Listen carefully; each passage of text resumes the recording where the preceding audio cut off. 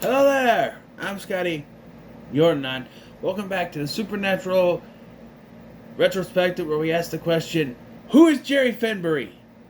Because that's what we live to solve. A mystery in a movie that won't come out for 20 years.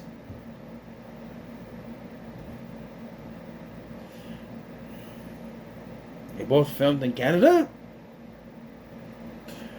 I don't know. Anyway, we're actually not here to talk about that. So sorry if you were expecting to figure out who Jerry Fenbury is, because I have no idea who that is. But watch, in the next Final Destination movie they do, there's a character named Jerry Fenbury. It's connected. I lost my son 2 years ago. Anyway. Damn interesting. How'd he die? He got smushed inside of an MRI machine. What? Anyway, that we're talking about season 1, episode 4 of Supernatural, entitled Phantom Traveler. And if we were watching the DVD, this would be the final episode of this one. But we got the Blu-ray, so we got 2 more episodes after this, which I'm going to try to finish the first Blu-ray disc today. And then I'm going to take a break, because I got other stuff to do this weekend. You're still going to get videos, you get the pre-recorded stuff, and then you get new stuff. Because, oh boy, are we going to have a crap-tastic Saturday. I'm talking about 3 Popeye horror movies, the Peter Pan horror movie, oh, and to top it all off, Screamboat. I don't know if I'll get all those done on Saturday, but I'm going to try to get some. But I'm trying to get these 3 done tonight and then take a break for the rest of the night, because it's Joe Bob night. So we'll talk about this episode, Phantom Traveler, which has to do something that's a little bit of, to me, I agree with Dean in this episode. No, drive everywhere. I mean, you can die in a car accident too, but planes are just, it's the height thing, man. Planes, you go way up into the sky. That is not where man is meant to go, but we do it anyway. Men, women, children, whatever. Yes, planes, and plane crashes, and younger Scotty, I guess a little Scotty, because I wasn't that old. I was 19 when I watched this. It's like, yeah, planes. Not my thing. That's not my bag, baby. No, planes are not. Scotty, is it? Planes and Me by Scotty. Those are my bag, baby. No, it's not. It's not my bag. No. So the episode starts with this guy. He's very nervous in the bathroom.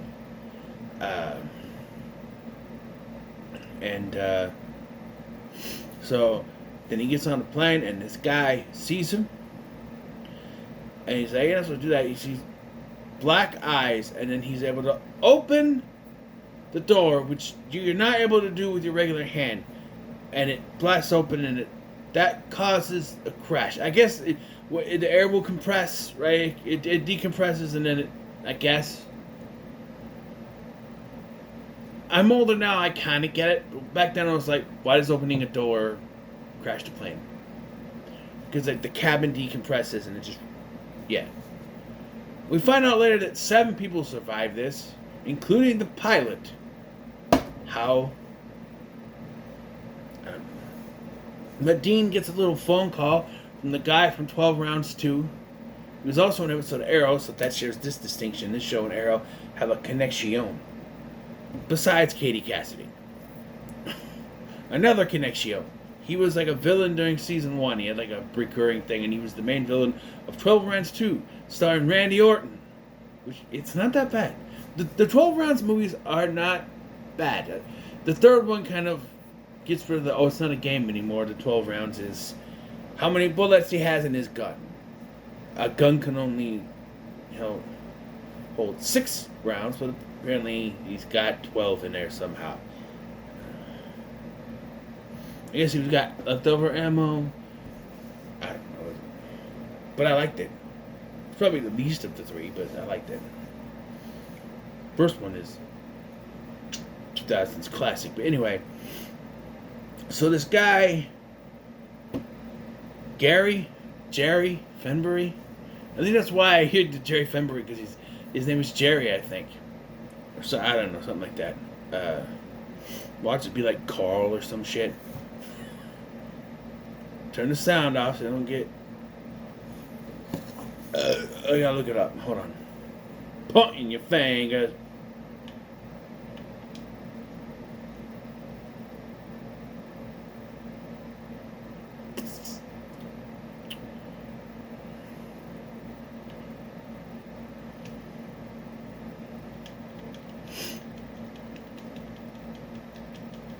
Come on. It wasn't deleting.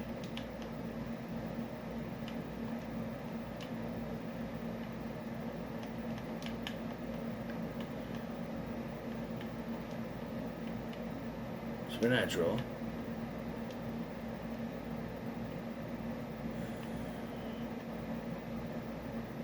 Phantom Traveler. I forgot the name of the episode. Phantom Traveler. She's on episode 4. Let's see. Supernatural Wiki Fandom. Give me the cast list here. Guest stars. Recurring. What is this?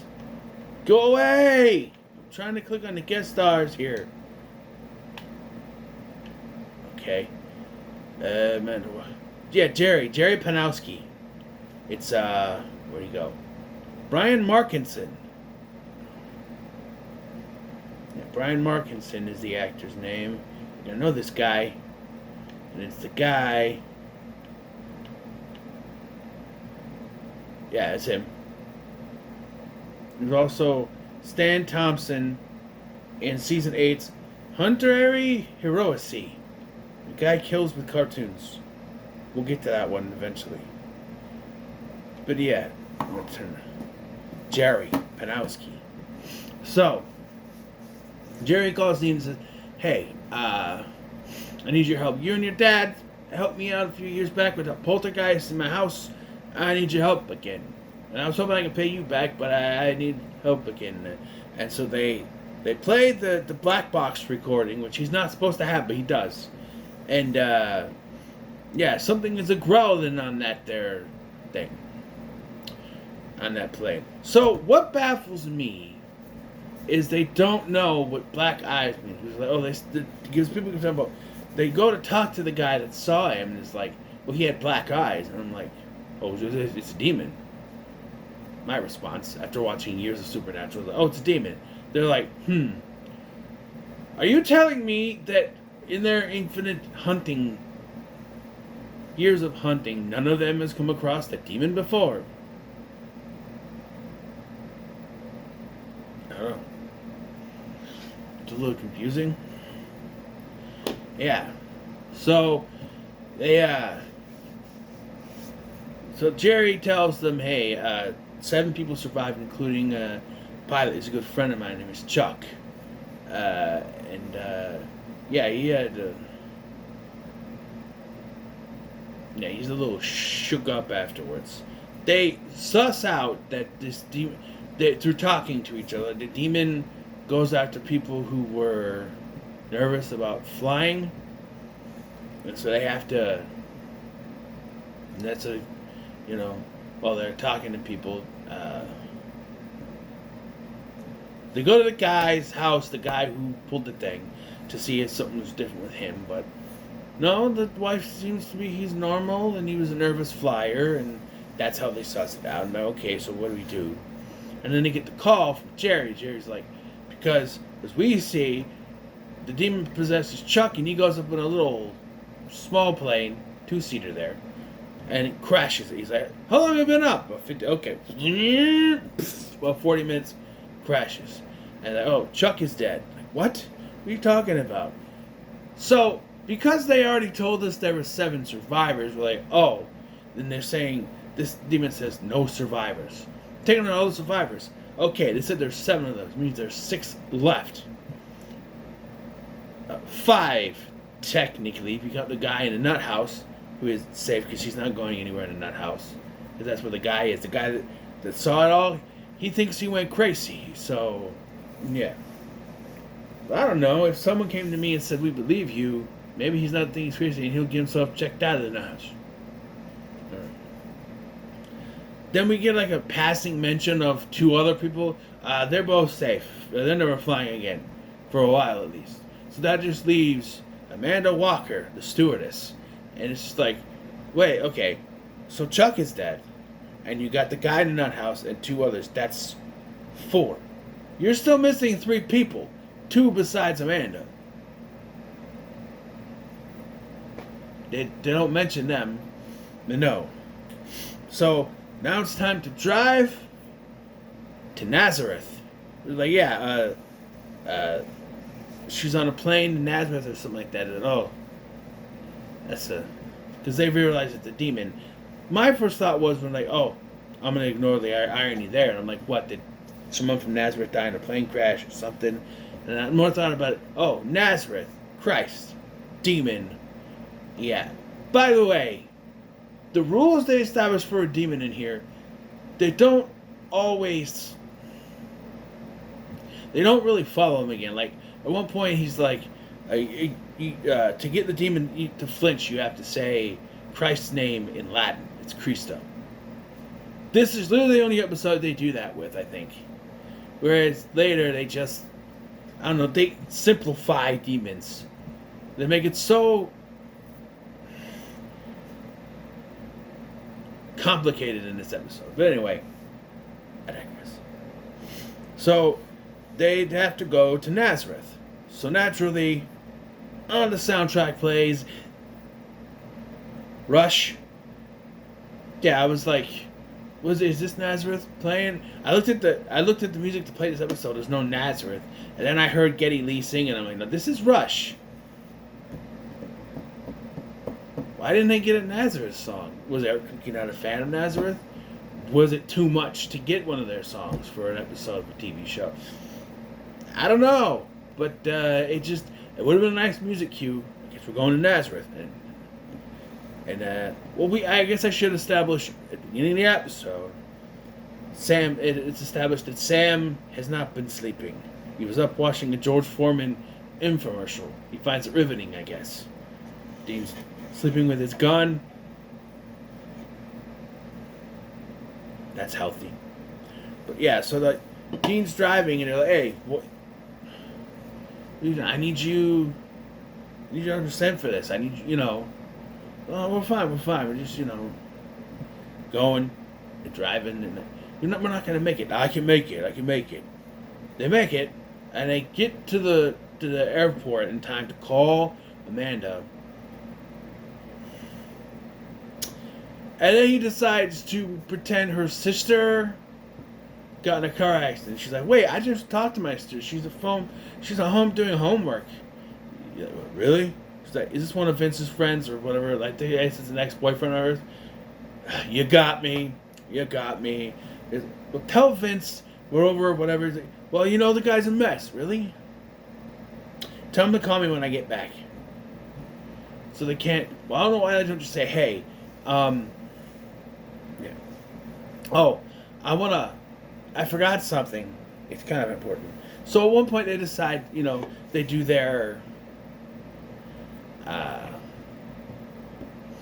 we gotta pretend to be FBI agents, but now they're Homeland Security. Remember Homeland Security? They got suits, they got the badges and everything.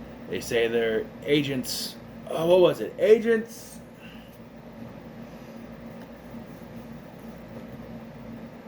No, he says his name is FBI agent. There is FBI agent James Hetfield, which is the lead singer of Metallica. Like, there's so many times that he just throws out a name. At one point, in one of the episodes, like, my name is John Bonham, and someone's like, isn't that the drummer for Led Zeppelin? Or Dead Leppard? One of the two. John Bonham. I think it's Led Zeppelin.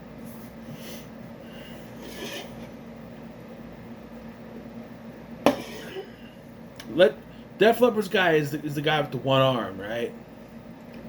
I don't think that's John Bonham. No, I gotta look it up. It's not important to the episode, but I gotta look it up because Alan Tudyk told me to. He's like, look it up there! In his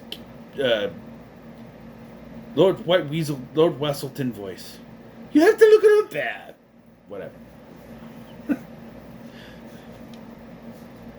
Duke of Wesselton, excuse me. Go back!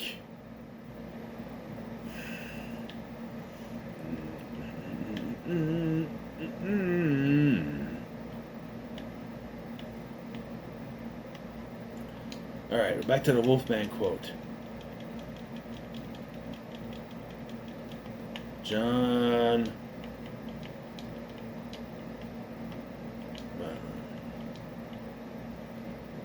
Bonham, English musician and drummer for drumroll.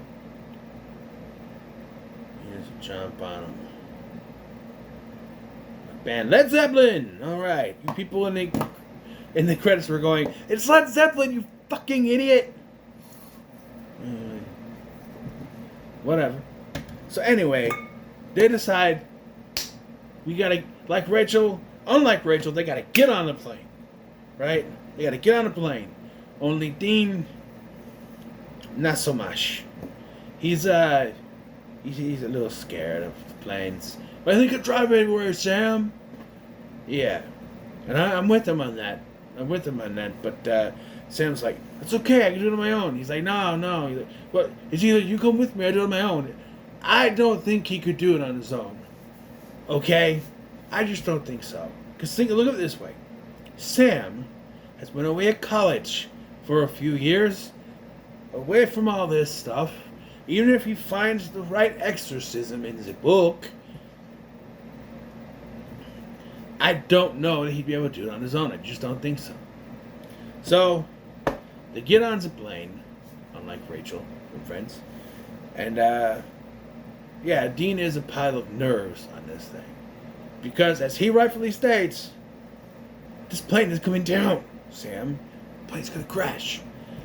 Yeah, and Sam is cool as a cucumber because he's all like, Dean, you can open up yourself for demonic possession, knock it off. Turns out the co-pilot is the one that's possessed, which is funny because he thinks this one guy is nervous, so he said, well, they think it might be Amanda. So he goes to talk, Dean goes to talk to her, he says Christo, she's like, oh, and he's like, okay, it's not her, and then as they're talking, the EMF, which he made out of a Walkman, basically, goes off. They established it earlier when they're in where the plane crash stuff is, goes off. Wilhelm and security shows up, by the way, at that point to come after them, but they don't. Anyway, so here on the plane, they realize it's the co-pilot. He says Christo, his eyes turn black, and yeah. So they decide, you know what? We finally have to tell Amanda the truth after about 20 minutes of runtime, where they could have told her the truth over the white phone or something, but no, we did it now, and she's a little confused at first, but he's like, just tell. Dean's like, they're just like, just tell the co-pilot to come back here. And they do, they attack him, they pour holy water on him. Where they got that, I don't know, but yeah, the holy water, and they do the thing, but the demon goes, I know what happened to your girlfriend. I don't know why, something like that. But they exorcise the demons. And the plane is now safe. Everything is hunky-dory. Except the plane was going somewhere. And now they're back at the same airport with Jerry. Not Jerry Fenbury, a different Jerry, the other Jerry. He's like, it's a good job. I made a recall calling you. He's like, oh, hey, Jerry, I've been meaning to ask you. How'd you get my number? I've only had it for 6 months. He's like, oh, your dad told me. You talked to our dad? No, not so much. I called his phone, and his voicemail message told me to call you. So we get them outside the airport calling their dad's number, and it says, if you have any messages, call my son Dean, 555, blah, blah, blah, blah, blah, blah. Anyway. So, yeah, but Sam says, I've been trying to call Dad, and its numbers disconnected. Okay. This doesn't make any sense, really. Like, when did he stop calling their dad? And when did the dad wait until he stopped calling to set that up, and then Jerry just so happened to call right after that? I don't know. It doesn't make any sense. It just doesn't make any sense. Whatever. Yeah, this one, not bad. I'll give it 2. I'll give it 2 Impalas. It's not bad. It's not bad. Remember, we're doing the we kind of Talkvilleized it. We Rosenbombed it, where we do 3 Impalas is the best. 3 Devil's Traps are the worst, right? So, a 2 Impalas is good, actually. You're thinking, wait, it wasn't out of 5. No, we changed it in our last episode. And going forward, it will be out of 3. And then in the middle, it was just a episode. It was nothing too good, nothing too bad. Which, once we get into the later seasons, we'll probably have. That's a purgatory. So, that's right in the middle. Because it's in between heaven and hell. The Impala represents heaven. You're goddamn right it does. Anyway, so that's a 2. So, what are your thoughts on this episode? Leave a comment, make sure you like, share, and subscribe. Thanks for watching. I'm Scott. I'll see you in the next one.